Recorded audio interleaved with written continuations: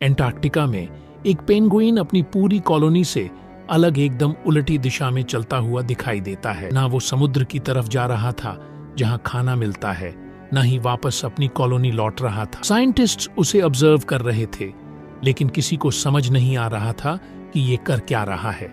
कुछ समय बाद ये साफ हो गया कि वो सीधे एंटार्क्टिका के अंदर की तरफ पहाड़ों की ओर बढ़ रहा था। ये पहाड़ कॉलोनी से कई 10 किलोमीटर दूर थे और उस दिशा में ना खाना है, ना शेल्टर और ना ही सर्वाइवल की कोई संभावना। ये कोई AI से बनाई गई वीडियो नहीं है, ये एक रियल घटना है जो 2007 की documentary encounters at the end of the world में दिखाई गई है। इस डॉक्यूमेंट्री को वर्नर हेर्ज़ोग ने डायरेक्ट किया था। वहां मौजूद साइंटिस्ट्स का कहना था कि अगर इस पेंगुइन को पकड़कर वापस कॉलोनी में छोड़ भी दिया जाए तो उसके बिहेवियर में बदलाव की संभावना बहुत कम होगी। मतलब ये कोई मोमेंटरी एक्सीडेंट नहीं था, बल्कि एक लगातार दोहराया गया एटिपिकल मूवमेंट था। अब सवाल ये उठता है, आखिर वो उस दिशा में क्यों जा रहा था? सबसे पहले सोर्स समझना जरूरी है। ये डॉक्यूमेंट्री एंटार्क्टिका के एनवायरनमेंट और वहां की वाइल्ड लाइफ को डॉक्यूमेंट करती है। जो फुटेज हम देख रहे हैं वो रियल जगह, रियल एनिमल्स और रियल ऑब्जर्वेशन पर बेस्ड है। साइंटिस्ट्स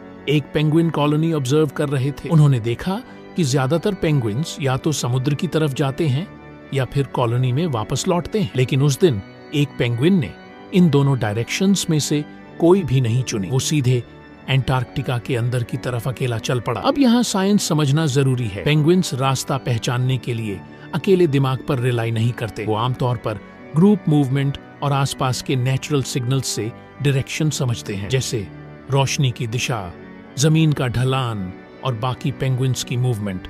लेकिन एंटार्क्टिका जैसे एक्सट्रीम एनवायरनमेंट में ये सिग्नल्स अनरिलायबल हो सकते हैं। मौसम अचानक बदल जाता है, विजिबिलिटी कम हो जाती है और चारों तरफ का टेरेन एक जैसा दिखने लगता है।